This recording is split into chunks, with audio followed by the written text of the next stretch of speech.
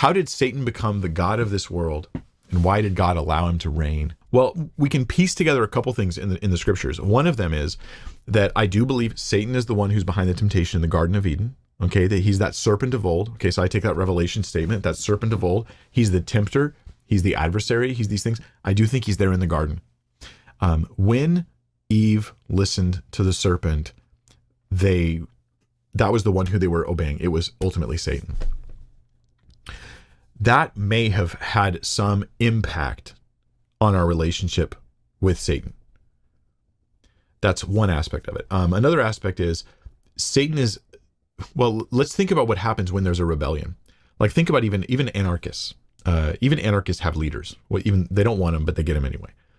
Because when there's a rebellion, you break away from the proper order and the proper authority. There will always, it seems, rise up some authority within the group. And it's usually the biggest, the strongest, the smartest, the people who are best at controlling others. Satan, it seems, is that Satan is the one who initiated the breakaway. That's why it's called the devil and his angels in Revelation. He's the one who is sort of coordinating and organizing the rebellion against God. He is, it seems, the first one of the angelic host to break away from God. And so you've got him as, in the spiritual world, the leader of the opposition. And then in the human world, the representative of the opposition.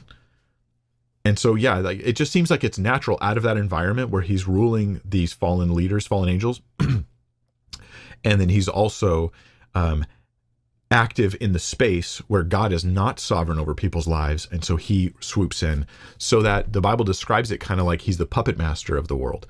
So that he's the prince of the power of the air. He's the whole world lies under the sway of the wicked one. It doesn't exactly say that people are like Satanists, like they're happily and openly trying to obey and follow Satan, but rather they're under his sway because they're not under the sway of God. So I think that in that environment, it's only natural that Satan becomes the preeminent one among the rebellion. Why did God allow him to reign? This is connected to a bigger question of why does God allow any rebellion against him of any kind? I think that you'd have to trace, because if I said, oh yeah, let's say God didn't allow Satan to reign, well, he's still allowing massive rebellion against him. And so we don't talk about Satan more, but we still have the same problem, scattered rebellion that maybe is leaderless, that is still against God. Why does God allow rebellion against him though? And it seems to me that this is all part of a larger plan. My personal opinion here, this is my personal opinion. You do not need to agree with me to be a Christian or to be a Bible-believing Christian, is that it's all part of a larger story that God is telling that involves giving humankind free will and even angelic beings free will in choosing to follow him, so that when we're in eternity, all those who follow God were not only made by him, but have also chosen him so that they follow him in love. And by allowing people to choose love, and to let love be that unity of heaven and the unity of eternity is love. For that to be the case, choice had to be involved. And so allowing a rebellion at all is allowing love at all. I think that's a big part of it.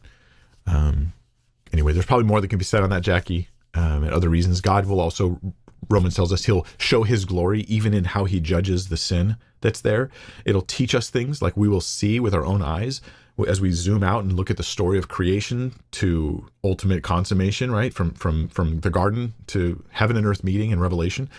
When we see all this from hindsight, we'll look back and see how God was right, man was wrong, Satan was wrong, rebellion against him is bad, is evil, how dark sin is, how punished it is, how good the righteousness of God and the goodness of God are. So we're learning all these things will carry with us into eternity. Those things are valuable too. And God himself will be glorified even in those who rebel.